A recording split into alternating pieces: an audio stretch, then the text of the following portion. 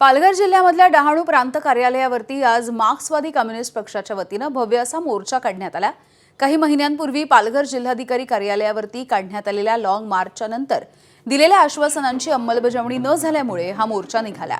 या मोर्चाचं नेतृत्व आमदार विनोद निकोले यांनी केलं। हजारोंच्या संख्येने कार्यकर्ते सहभागी झाले। लॉंग मार्चच्या दरम्यान प्रशासनाला दिलेल्या मागण्यांच्या अनुषंगानं आवश्यक कागदपत्रांची पूर्तता करून ती आज डहाणू प्रांत कार्यालयामध्ये सादर करण्यात आली।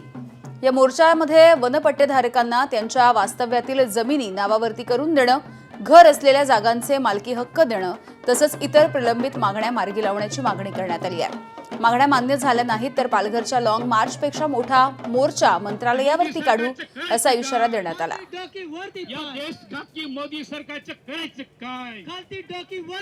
काही दिवसापूर्वी लॉंग मार्च निघाला होता आणि त्यावेळेस त्यांना जे आश्वासनं दिली होती त्यानंतर ते आश्वासनं अजूनही काही पूर्ण झालेली नाहीत। त्याच्यामुळे पुन्हा मार्क्सवादी कम्युनिस्ट पक्षाच्या कार्यकर्त्यांनी आता एल्गार पुकारलेला आमदार विनोद निकोले यांच्या नेतृत्वाखाली पुन्हा डहाणू प्रांत कार्यालयावरती मोर्चा निघतो। आपण पाहू शकतो की मोठ्या प्रमाणात इथे जे कार्यकर्ते आहेत मार्क्सवादी कम्युनिस्ट पक्षाचे ते जमा झालेले आहेत। मोठ्या प्रमाणात त्याच्यात महिलांचा सहभाग दिसतो। आपण बघाल तर हे डहाणू समुद्र किनाऱ्यावर आता मोर्चाचं जे आयोजन आहे ते केले जाते आणि इथून हा मोर्चा आता प्रांत कार्यालयाकडे निघणार आहे। आपल्यासोबत आमदार विनोद निकोले, त्यांच्याशी बोलूया।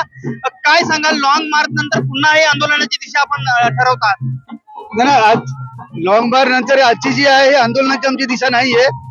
आज आम्हाला सर्व फॉर्म प्रांत कार्यालयामध्ये डहाणूच्या प्रांत कार्यालयावर आम्हाला सबमिट करायचे, परंतु ते मोर्चाच्या माध्यमातून मोर्चाच्या द्वारे आम्ही ते सबमिट करणार आहोत। एबीपी माझा, उघडा डोळे बघा नीट।